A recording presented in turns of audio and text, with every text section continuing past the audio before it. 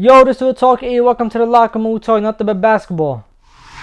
Ladies and gentlemen, I'm pretty sure you guys all know, but yes, we are here to talk about Victor Wembanyama, first ever game in the NBA. Okay, well, it's not his official first ever professional game, but it's his summer league game.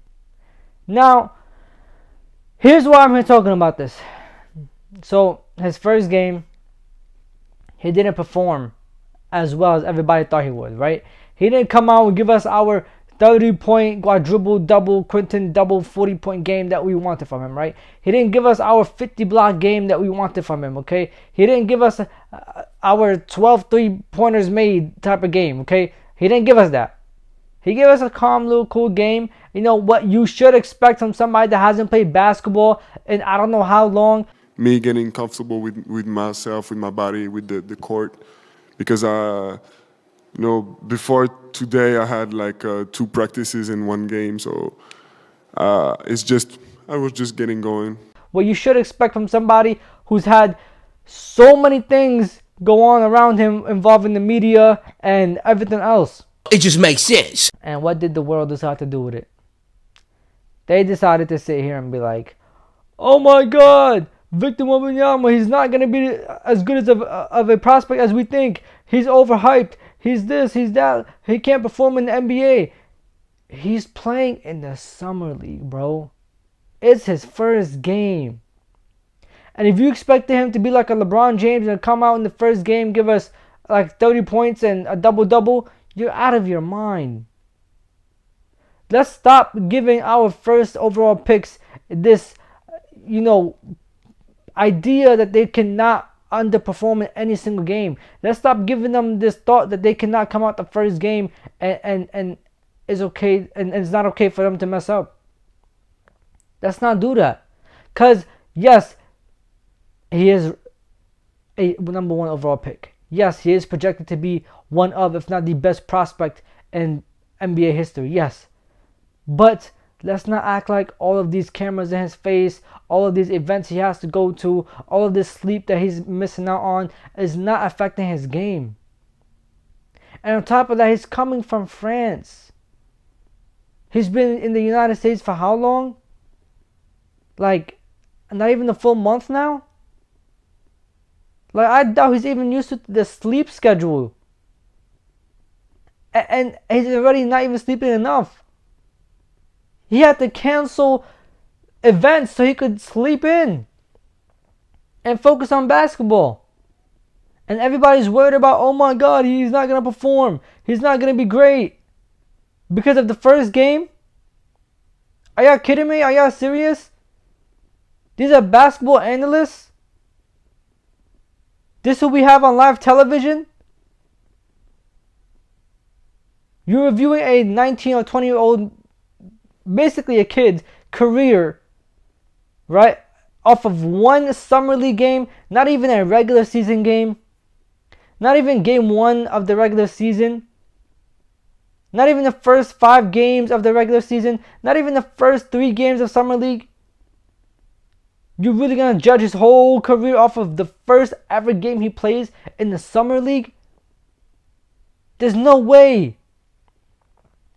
There's no way you guys have been ESPN and other companies' analysts for this long.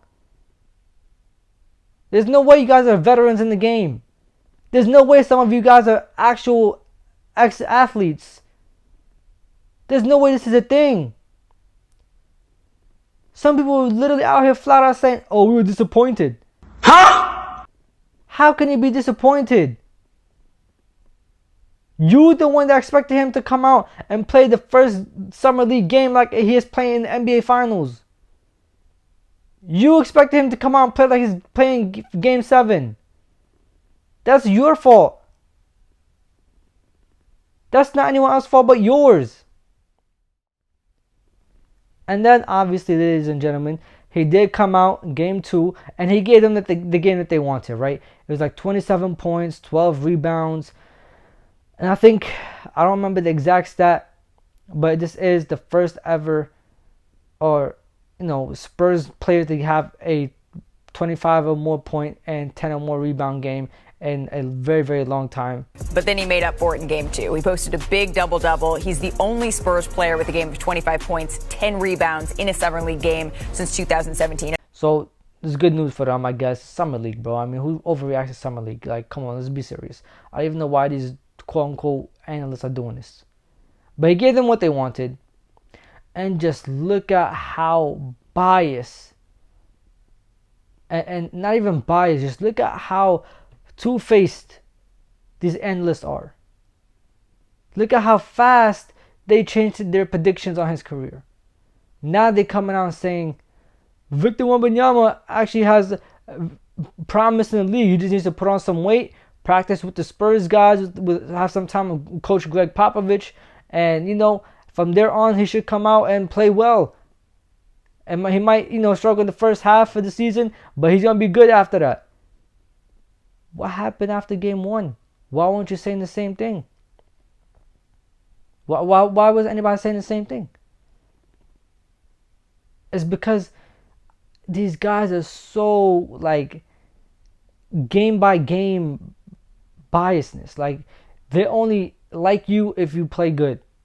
If you don't play good, it's like they pretend like you're a robot. Like you're not allowed to have bad games. Like you're not a human. Like your emotions can't take a negative effect on your game. Like all these cameras in your face can't affect your game in a negative way. And Kendrick Perkins' words. Because listen, when you have this much hype around you, and you're the number 1 pick, and you're this hyped up as arguably the greatest prospect ever, damn it, you don't get a break. You don't get a break from the media. You don't get a chance to cancel events. That's just part of it. He is number 1 overall pick. He is projected to be this superstar in the league. This type of player that we've never seen before, at 7'5", doing things that a guard does. And okay, sure, right? And he has no excuse. He has to come out and perform even if the cameras are on his face, blah blah blah blah. But like, can we not act like this kid is just not a regular person? Like, can we not act like he's out here, like really trying to be involved in everything and also perform? Like, let's not do this, bro. These things do take a toll on you. All these cameras in your face, all these interviews, especially like a prospect hyped up as much as him, these things do take a toll on you, bro. Like, let's not sit here and act like they don't. And for Kendrick Perkins to come out and say something like this when he was an athlete is ridiculous. It's flat out ridiculous. How can you come out and say something like this when you know how hard it is to come out and perform without the cameras on you? Because he wasn't no number 1 overall pick. He wasn't no superstar. But he played with superstars. He played with KD. He played with Westbrook. He knows what it takes. He's been in the league. He was in the league long enough. Let's not act like these things don't take a toll on you. Let's not act like the extra sleep that Victor Wembanyama needed wasn't necessary for him to come out and perform. It was dumb for him to say this. But he's an old head, bro. And old heads never gonna stop with certain sayings that they were taught and certain sayings that they were told. Even if they know they're wrong, they're just not gonna stop saying it. And part of it is because they want to make, quote unquote, us young guys, tougher and things like that. But sometimes, common sense does need to come to play. And let's not lose it all the way, okay? Please, get it together. Next topic I would like to talk about is our boy, Kyrie Irving. We all know he signed with the Dallas Mavericks. And we all know he got like $120 million, right? First was reported $126 million. But then it came out that the extra $6 million is not actually guaranteed. It's incentives. He gets them if he's playing a certain amount of games, which I think it's 65 games to get like $1 million or $5 million a year, and then another $1 or $2 million if he plays 58 games and the team wins 50 games. Each $2 million per year. Yeah, 1 million each. 1 million each, and they're tied to games played, which is not a surprise, right? Mm-hmm. So in each year he gets $1 million if he plays 65 games or more, which is the NBA's threshold for awards, and he gets another $1 million if he plays 58 games and the team wins 50 games or more. I'm not gonna lie to you, all of you Dallas Mavericks fans, I'm sorry. I don't think you guys understand that $1 million to Kyrie means nothing. And I'm not saying that he doesn't care about $1 million. No, that's not what I'm saying. I would never say that. But what I'm saying is that Kyrie stands on his words and he stands on his point of views that, to the point where he doesn't care about how much money he loses. His integrity means a lot to him and to a lot of people. I respect him for that. Because a lot of people will sell out for money. They'll put their point of view down. They'll put their ideas down. They won't stand on their word no more. But Kyrie will. And whether you agree with him all the time or you don't, you know he's going to stand on what he stands on. And I respect that. But $1 million as incentives? Like, you know what you're doing, bro. You're trying to make everything sound cool for the media, but you know what it really was, bro. You was giving him the money that he deserves because it's Kyrie Irving. There's no way around it. But at the same time, you was not going to sit here and look stupid. So you tried to add the $6 million incentives for over the next 3 years or whatever. And I'm sorry, bro, but it's time to let y'all know. It's not going to work. If something pops up and Kyrie really has some strong point of views on it and he doesn't want to play because of it, he's not going to. And if he decides he wants to play, and he does play more than 65 games, it's not because of the incentive, but it's because there's nothing that's affecting him to the point where he's like, you know what, I'm not playing. And in that case, it's Kyrie Irving. You take what you get. And I love Kyrie Irving. But I'm just being honest, bro. Sometimes honesty might hurt. Sometimes honesty might be great. But honesty is always beneficial. But anyways, y'all, it's time for y'all to let me know what y'all think down below. Like, comment, subscribe, and share. This is Real Talk with Ian. It's time to leave the locker room. I'm going to catch y'all. Safety, my hearts. Irving puts it up.